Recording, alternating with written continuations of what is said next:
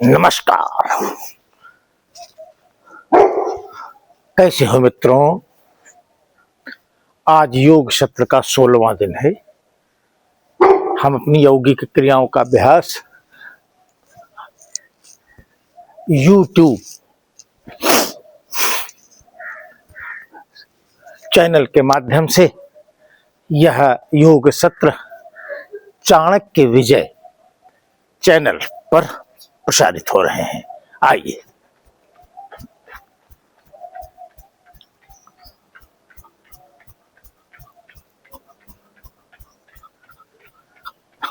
प्रतिदिन पंजों पर पूरे शरीर का वजन उछाल कर देख लेना चाहिए। आइए, यह कमर की सुप्तावस्था में कमर के कई अंग लड़बड़ जाते, आपस में यह दब दुब जाते। यहीं से यह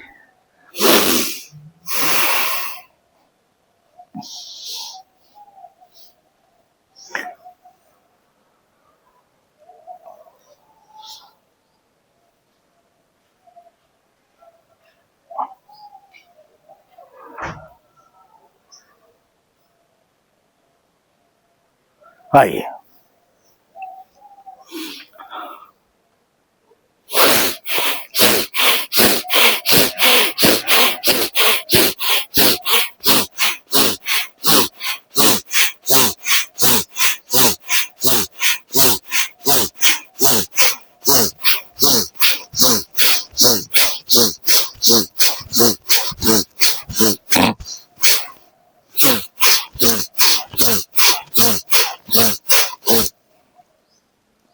ये पकड़ना, इसे ये नसों का उतना ही खिंचाव होगा जितने में कोई नुकसान ना हो। ये ऊपर से लेकर नीचे तक सभी नसों का पुनः खिंचाव करना। ये यहीं से 1 2 3 4 5 6 7 8 9 10। यह आइए,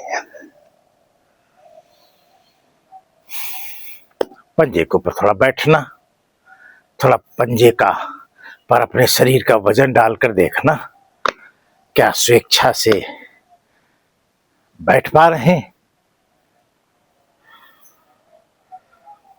आइए, हम सब योगाभ्यास के जरिए अपनी आंतरिक वातावरण को ऊर्जावान बनाते हैं। हमारे प्राणायाम के जरिए हमारे शरीर के अंदर का ऑक्सीजन का लेवल वातावरण के ऑक्सीजन के लेवल से अधिक रहता है, इसलिए हम बीमार नहीं होते। जिस समय हमारे शरीर के अंदर के वातावरण का ऑक्सीजन लेवल वायुमंडल के ऑक्सीजन लेवल से कम होगा, ठीक उसी समय हम रुग्ण हो जाएंगे, बीमार हो जाएंगे। वो बहाना अंग कोई भी हो। ये यहीं से 1 2 3 4 5 वापस आए। 1 2 3 4 5। ये तोड़िए, 1 2 3 4 5 6 7 8 9 10। ये 1 2 3 4 5 6 7 8 9 10। 1 2 3 4 5 6 7 8 9 10। ये छू लेना। ये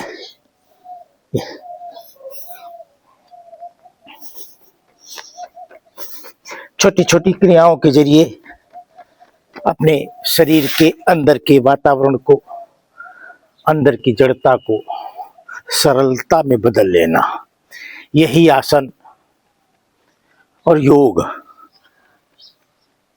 तथा प्राणायाम का काम है। आइए, जिन अंगों को हमने देखा नहीं है, हमने अनुभव किया है, वो सब अंदर अपनी अपनी भूमिका निभाते हैं। उन सब अंगों की चिंता क्या डॉक्टर की दवा करेगी या हम स्वयं प्रकृति के साथ मिलकर करेंगे? अगर हमने इन सभी अपने स्वयं के अंगों का अनादर करने का भाव पाला तो कुछ दिन तक डॉक्टर इन अंगों का इलाज कर लेंगे, फिर हम स्थायी रूप से रुग्ण हो जाएंगे। शरीर में कोई न कोई बीमारी हर समय बनी रहेगी, डॉक्टर पैसा लेता रहेगा, हम बीमार बने रहेंगे। कहने का तात्पर्य है कि जब तक हम रुग्ण रहेंगे तब तक हमारी कोई भी उपयोगिता घर, परिवार, समाज व राष्ट्र के लिए नहीं होगी। रुग्ण शरीर से न परिवार कार्य लेता है, न समाज और न राष्ट्र। इसलिए सबसे पहले अपने इस दंश से बचो कि हम अपने शरीर को रुग्ण नहीं होने देंगे। ऐसा संकल्प लो, तो उसके लिए कोई प्रयास करो। प्रयास करने के लिए आइए 3 प्रकार के योग हम सब नियमित कर रहे हैं। ग्रीवा योग, कर्ण योग और चक्षु योग।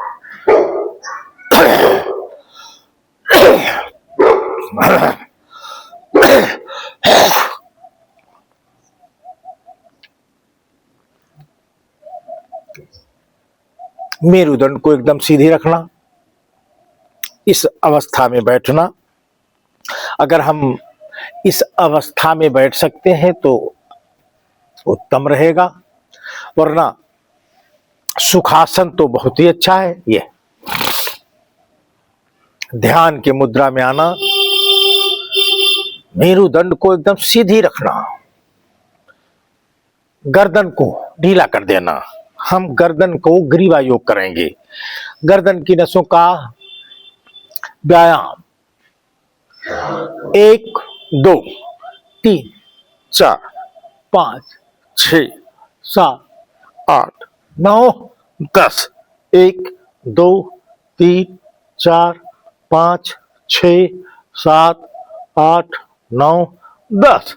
1 2 3 4 5 6 7 8 9 10। यहीं से 1 2 3 4 5 6। वापस आइए। 1 2 3 4 5 6। मस्तक के मध्य बिंदु पर बाईं गदेली रखना, दाहिनी गदेली से आगे से पीछे की ओर बल लगाना और आंतरिक बल से इसे रोकना। मेरुदंड स्थिर रहेगी। यह बल जहां पर टकराएगा, एक दे रहे हैं और एक आंतरिक बल इसे रोक रहा है, वहीं पर वापस आइए। प्रतिदिन इस क्षेत्र को, ग्रीवा के क्षेत्र को ताकतवर बनाना। ऐसा करने से हमारे अंदर भय का स्थान नहीं रहता।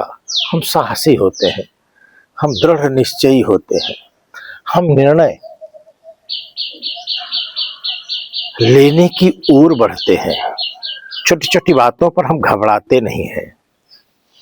आइए हम सब ये 1 2 3 4 5 6। वापस आइए। 1 2 3 4 5 6।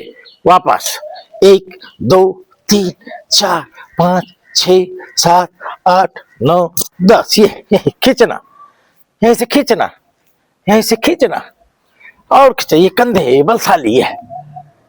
आइए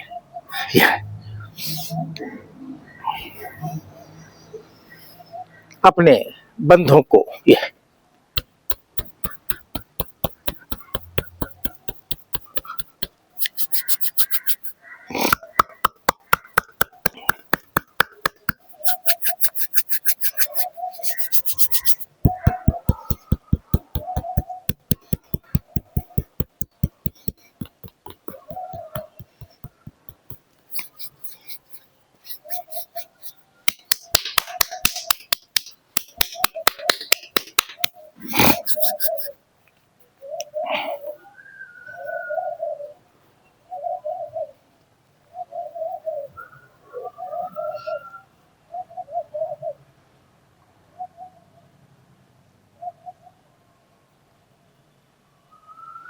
छोटी छोटी क्रियाओं के जरिए अपने शरीर के सभी अंगों को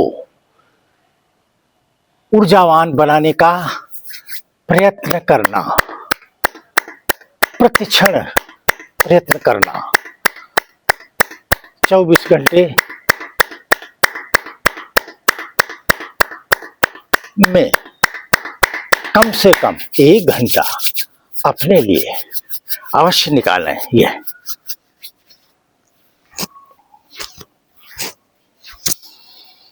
लंबी गहरी सांस लेना,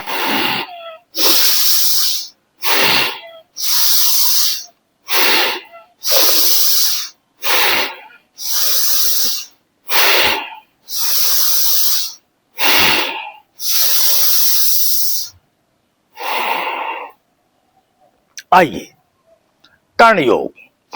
हम सब विधि, 2 विधियां हैं। एक अंगूठे से विपरीत दिशा में, अंगूठे से बल नहीं लगता है, इससे बल लगता है। आज्ञा चक्र को दाबते हुए विपरीत दिशा में खींचिए, इस आज्ञा चक्र में हलचल मचाइए, इसकी सुप्तावस्था को तोड़ दीजिए, तो यह इसके अंदर जो है वह जागृत अवस्था में हमें प्राप्त होगा। ये आज्ञा चक्र हमारे निर्णय लेने की प्रक्रिया में है।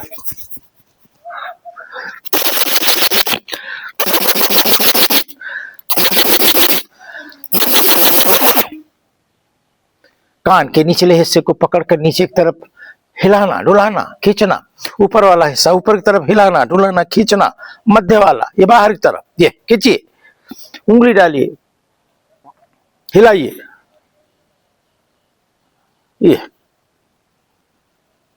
ये अंदर के पूरे वातावरण को जगाइए। ये हिस्सा, ये हमारा ये वाला हिस्सा, ये बहुत ही सेंसिटिव है। कान की जड़ों को हिला दीजिए।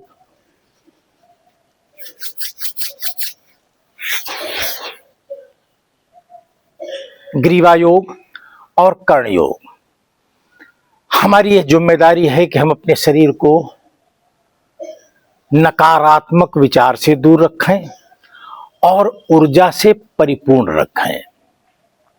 आइए चक्षु योग। चक्षु योग को करते समय यह जो सावधानी, आंख के इस फैलाव को रोक लेना, जितने बल से यह फैलाव रुका रहेगा और दूसरे बल से हम आंख की पुतलियों का व्यायाम करेंगे, 2 बल एक साथ काम कर रहे हैं, यह तभी हमें, आइए संख्या के साथ 1 2 3 4 5 6 7 8 9 10, 1 2 3 4 5 6 7 8 9 10, 1 2 3 4 5 6 7 8 9 10, 1 2 3 4 5 6 7 8 9 10। यहीं से घड़ी की सुई की तरह घूम जाना।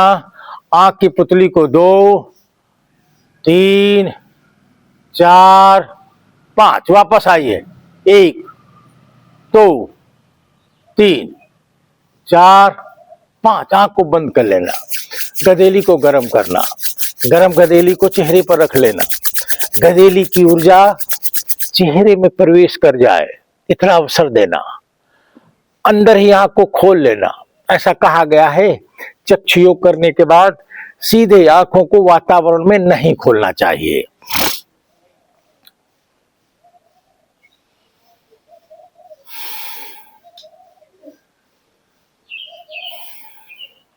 हमने 3 प्रकार के योग कर लिए हैं। हमने आंख, कान और मुंह, जितना बल इस मुट्ठी में रहेगा उतना ही बल जबड़े में रहेगा। हाँ,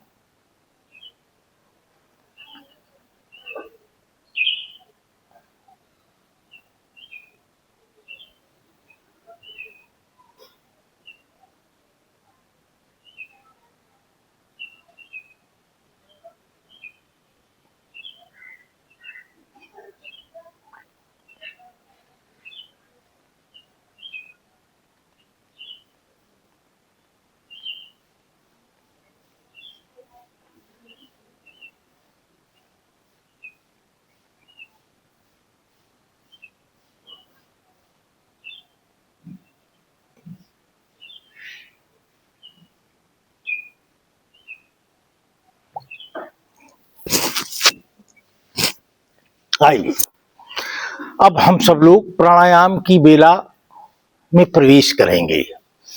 5 प्रकार के प्राणायाम हम सब अंगीकार कर रहे हैं, इसका अभ्यास कर रहे हैं। गृहस्थ जीवन में रहने वाले सभी साधकों के लिए यह 5 प्राणायाम अनिवार्य हों। अगर नित्य प्रति अभ्यास करने लगे तो हमारी आवश्यक ऊर्जा इन 5 प्राणायामों से हमें प्राप्त होगी। हम अपने उन सभी कर्तव्यों का निर्वहन कर सकेंगे जो कर्तव्य करने हेतु हमने जन्म लिया है। आइए, पहला प्राणायाम है कपाल भाती। विधि हम सबको मालूम है, इसे पूरे मनोयोग से करना, इसको अपने शरीर पर जागृत करना, प्राण वायु के साथ ही संबंध रखना है। वह स्वतः आएगी, हमें उसे फेंकना है। जब फेंकेंगे तो नाभि सिकुड़ जाएगी, जब हम उसे वापस आएगी तो नाभि खुल जाएगी। यहीं पर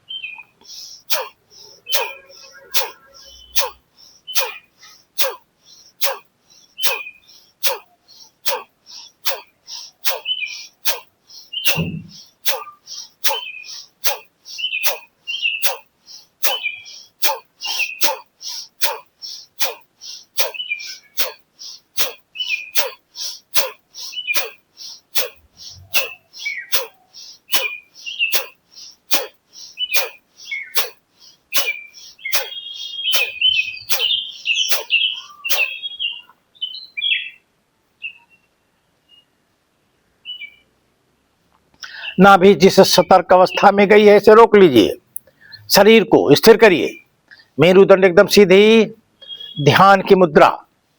अंदर नाभि चक्र में जो ऑक्सीजन का लेवल बढ़ा है इसे व्यवस्थित होने देना।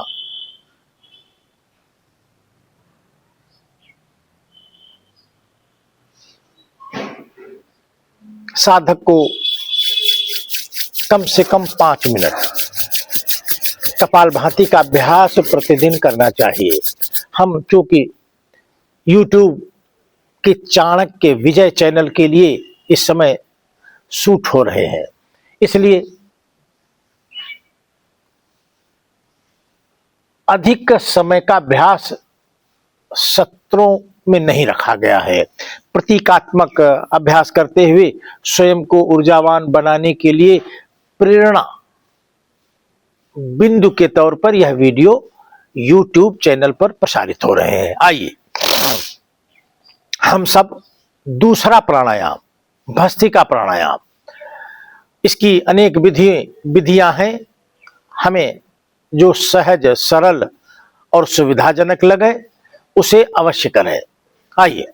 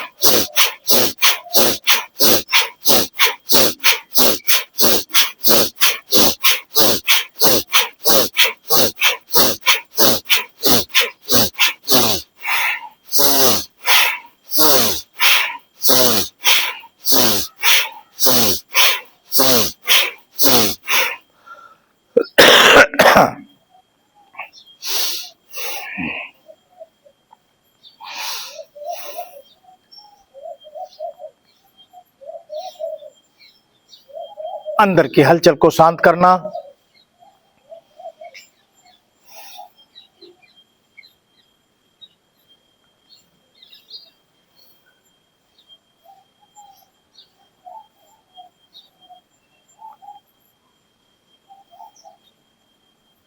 आइए, गदेली को गर्म करना। गरम गदेली को चेहरे पे रख लेना।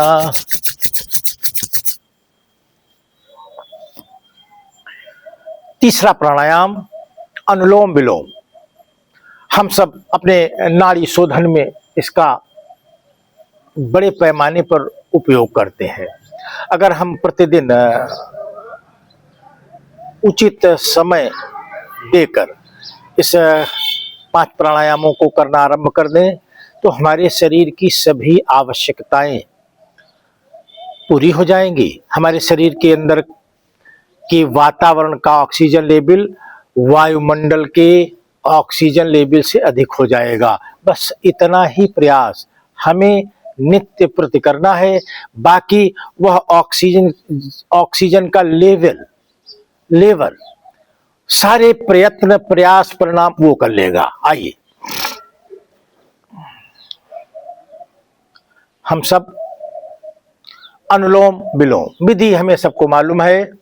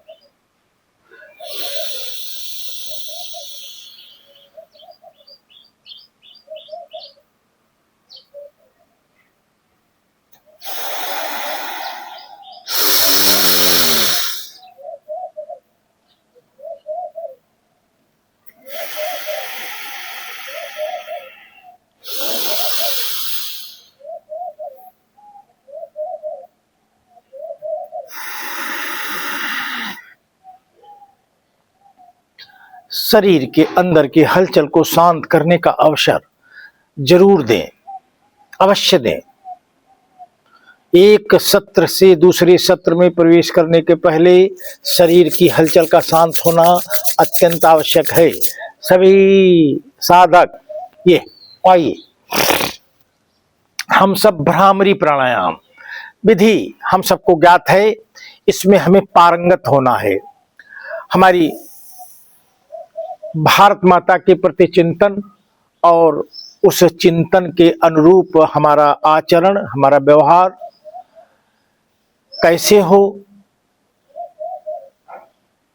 इसमें यह भ्रामरी प्राणायाम अत्यंत सहायक की भूमिका निभाता है। आइए, यह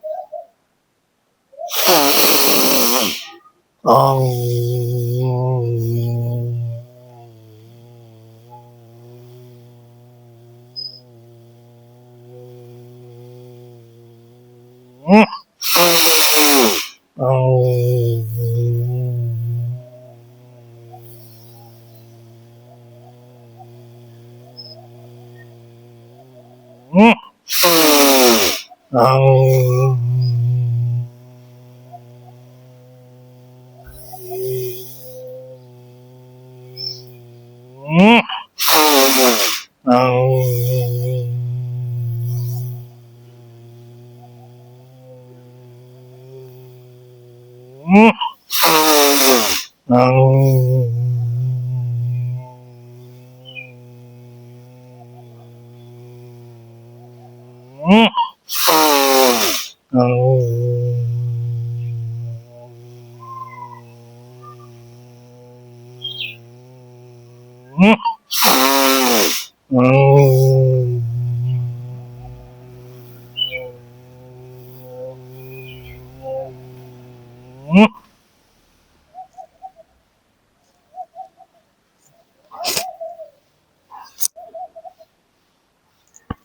प्राणायाम करने के बाद जब हमारे शरीर के अंदर का वातावरण प्रसन्न मुद्रा में आ जाए तो मानिए कि हमने पूरे मनोयोग से इन सभी क्रियाओं का अभ्यास किया है। अगर हम सभी क्रियाओं को कर ले और हमारे शरीर के अंदर का वातावरण प्रसन्न ना हो तो इसका अर्थ यह हुआ कि हमने क्रियाएं तो की होंगी पर उसमें मनोयोग पर ध्यान नहीं दिया होगा। सकारात्मक विषय और वृत्ति के साथ जब हम यौगिक साधना करते हैं तो हमें इससे का सीधा सा लाभ हमारे चित्त को मिलता है। हमारा चित्त शांत होता है तो हम सुव्यवस्थित होते हैं, हमारा मन हमारे नियंत्रण में होता है और हम समाज व राष्ट्र के प्रति जो हमारे कर्तव्य है उनको हम निर्वहन कर पाते हैं। हमारी भारत माता जो हमारी ओर देख रही हैं, कह रही हैं, ए मेरे बच्चों, विधर्मियों ने हमारे इस भूभाग को बलात् संवैधानिक रूप से इंडिया बनाकर रखा है। क्या हमारे बच्चों में इतना साहस नहीं है कि वह इसे हमारे स्वरूप में प्रकट कर सकें? इस भूभाग को भारत माता के सिद्धांतों पर चला सकें, इस भारत माता के अनुयायियों को समरस बना सकें? ऐसा प्रयत्न, ऐसा प्रयास कौन करेगा? यही संकल्प, यही समर्पण हमारे समाज संगठन के स्वयंसेवकों ने लिया है। हमारी भारत माता को प्रकट करने हेतु, हमारे भारत को प्रकट करने हेतु उसके समाज में परिवर्तन लाना होगा। वह परिवर्तन पंचकर्म के जरिए ही आ सकेगा। वह पंचकर्म है कि अपने समाज को समरस करना, अपने कुटुंब का प्रबोधन करना, अपने पर्यावरण का संरक्षण एवं संवर्धन करना, अपने स्व को जगाना, राष्ट्र के स्व से मिलाना। राष्ट्र का स्व हमारा भारतीय नववर्ष है जो हमारे भारत की संवैधानिक व्यवस्था में अंकित नहीं है। इसलिए समाज और राष्ट्र की संवैधानिक व्यवस्थाएं ये दोनों अलग अलग दिशा में चल रही हैं, इसीलिए इनका एकीकृत नहीं हो पा रहा है।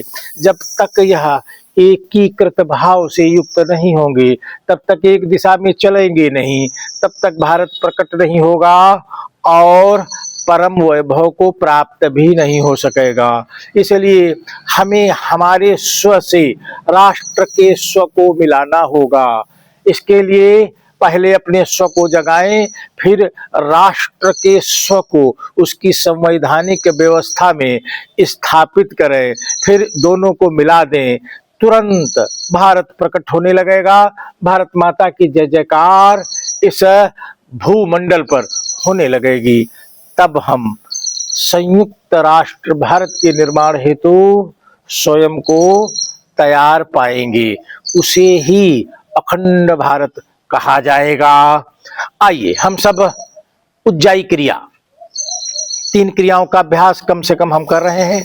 पहली क्रिया, श्वास को भरना और निकाल देना, यहीं से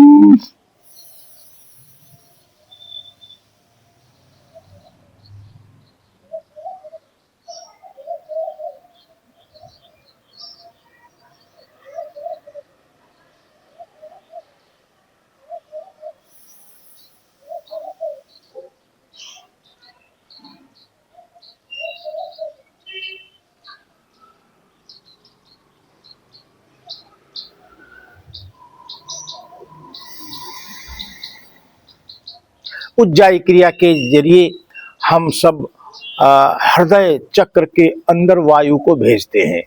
जब वायु उज्जाई क्रिया के जरिए हृदय स्थल के अंदर जाती है तो ऑक्सीजन से युक्त होती है, और हम जब बाईं तरफ से निकाल देते हैं तो वह ऑक्सीजन से मुक्त होती है। यह जो थोड़ी थोड़ी ऑक्सीजन हृदय चक्र में रुकती है या आत्मा के चारों तरफ के मलों को साफ करती है, उसे उन्नत किस्म का बनाती है, हमें हमारी आत्मा से जोड़ती है, उसके दिए हुए संकेतों को पहचानने और उसके अनुरूप व्यवहार करने, निर्णय बदलने का अभ्यास करने का अवसर प्राप्त होता है। आइए तीसरी क्रिया।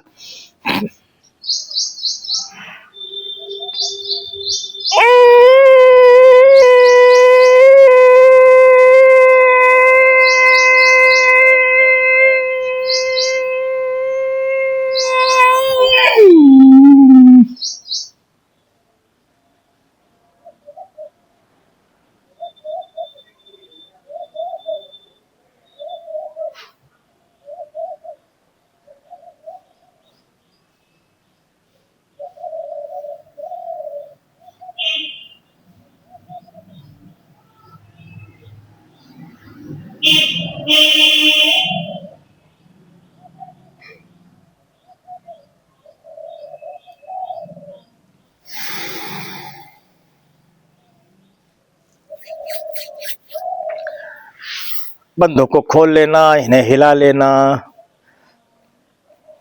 ये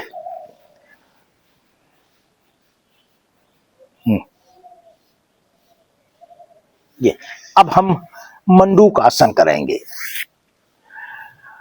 पैनक्रियाज को दाबने, नाभि चक्र के नीचे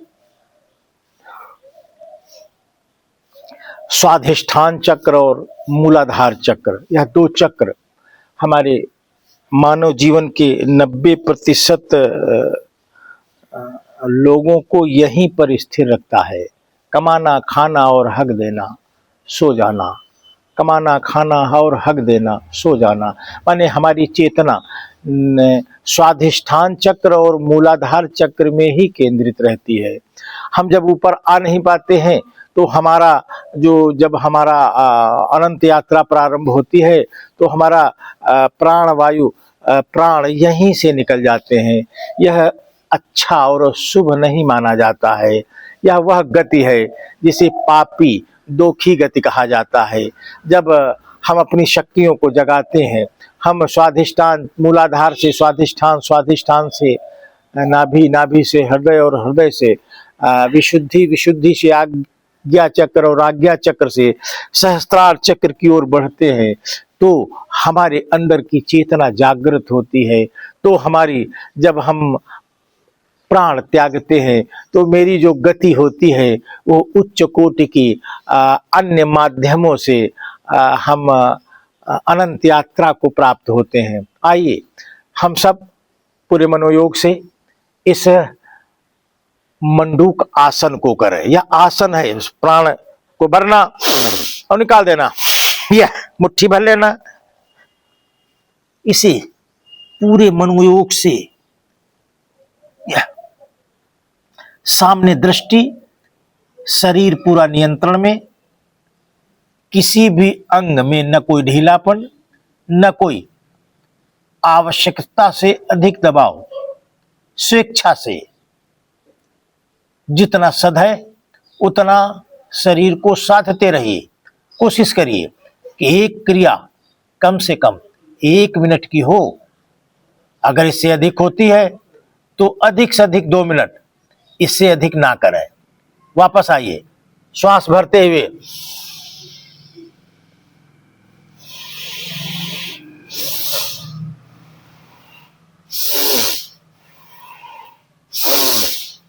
हमारे स्वाधिष्ठान चक्र में जो अंग हैं वो हड्डी मुक्त हैं।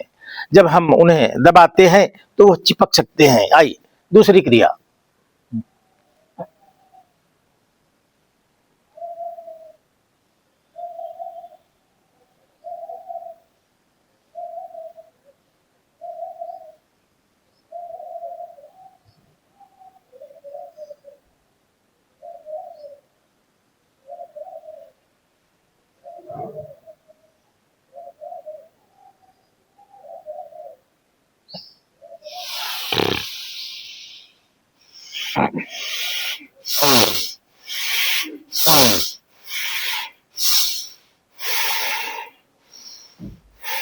तीसरी क्रिया, आइए श्वास को भरना और निकाल देना।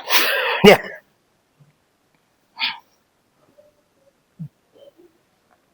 स्वाधिष्ठान चक्र को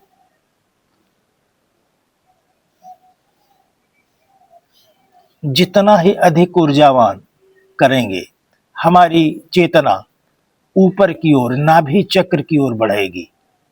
अगर यह क्षेत्र ऊर्जा से पूर्ण न हुआ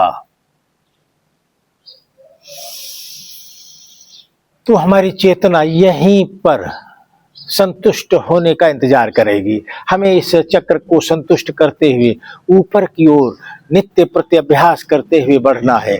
आइए ध्यान की मुद्रा में आना, ओम का उच्चारण 3 बार करना, इसके बाद ध्यान की मुद्रा को साध लेना कम से कम 1 मिनट के लिए।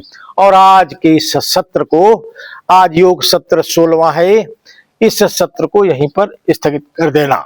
आइए 3 बार ओम का उच्चारण करो। ओम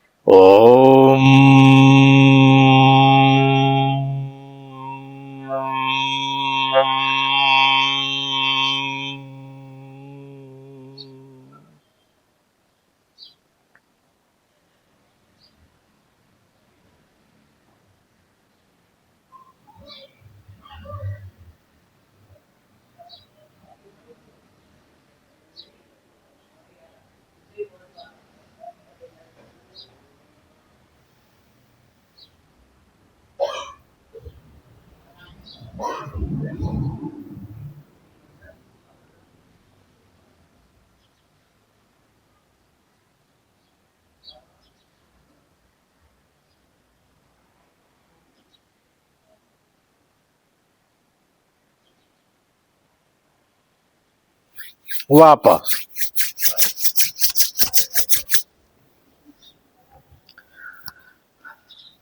सभी मित्र नित्य प्रति यौगिक क्रियाओं के जरिए अपने को ऊर्जावान बनावें, यही इसी आग्रह के साथ आज का योग सत्र 16 यहीं पर स्थगित होता है।